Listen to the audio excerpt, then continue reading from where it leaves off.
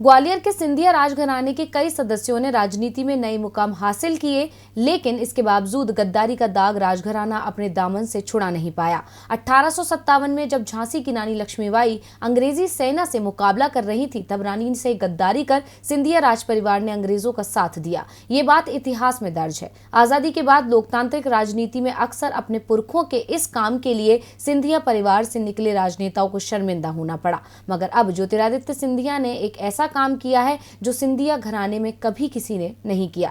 ज्योतिरादित्य ने अपने इस कदम से विरोधियों को जवाब देने की कोशिश भी की है। क्या किया है ज्योतिरादित्य सिंधिया ने, आइए देखते हैं। अपने फैसलों और बयानों से अक्सर राजनीति में हलचल मचाने वाले ज्योतिरादित्य सिंधिया एक बार फिर चर्चा में आ गए हैं। नागरिक उड्डयन मंत्री ज्योतिरादित्य सिंधिया रविवार को अपने गृह नगर ग्वालियर में थे, जहां उन्होंने एलिवेटेड रोड की साइट का निरीक्षण किया। उसके बाद वो रानी लक्ष्मीबाई समाधि पर इस प्रोजेक्ट का प्रेजेंटेशन देखने पहुंचे थे, जहां पहुंचने के बाद सिंधिया ने प्रेजेंटेशन के लिए लगे कैंप में जाने की बजाय रानी लक्ष्मीबाई की समाधि की तरफ कदम बढ़ाए और रानी लक्ष्मीबाई की समाधि पर सिर झुकाकर नमन किया।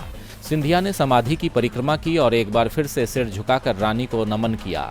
ये घटना सिंधिया परिवार के लिहाज से ऐतिहासिक है, क्योंकि आज तक सिंधिया परिवार से कोई भी रानी की समाधि पर नहीं गया, लेकिन सिंधिया ने ऐसा करके अपने उन आलोचकों को जवाब देने की कोशिश की है जो उनके परिवार पर गद्दारी का आरोप लगाते रहे हैं। मार्च 2020 तक ज्योतिरादित्य सिंधिया के परिवार पर बीजेपी के लोग गद्दारी के आरोप लगाते रहे थे, लेकिन उस साल जब सिंधिया ने पाला बदलकर बीजेपी का दामन थाम लिया तो कांग्रेस नेताओं ने उन्हें गद्दार कहकर संबोधित करना शुरू कर दिया। विधायक जीतू पटवारी ने उस वक्त रानी लक्ष्मीबाई वाला चैप्टर भी खोल दिया था। इससे सिंधिया तिलमिला गए थे, लेकिन अब ज्योतिरादित्य सिंधिया रानी लक्ष्मीबाई की समाधि पर पहुंच गए। सिंधिया ने यह कदम गद्दारी के लांछन से पीड़ा छुड़ाने के लिए भले उठाया हो, लेकिन अब इस पर राजनीति शुरू हो गई है। मध्य प्रदेश कांग्रेस के प्रवक्ता के मिश्रा ने ट्वीट किया कि रानी लक्ष्मीबाई अपना दर्द भी बयां नहीं कर सकती हैं कि कल जो मेरा कत्ल करके मेरी हार पर खुश थे, आज वही कातिल मेरे बुत पर हार पहनाकर खुश हो रहे हैं। वहीं नरेंद्र सलूजा ने ट्वीट किया, श्रीमंत पहुंचे ग्वालियर रानी लक्ष्मीबाई की समाधि स्थल। अब लगता है कि जयभान सिंह पवैया और रानी लक्ष्मीबाई के अनुयायी समाधि स्थल को गंगा जल से धो सकते हैं। श्रीमंत से भाजपा पद और कुर्सी के लिए क्या क्या नहीं करवा रही है।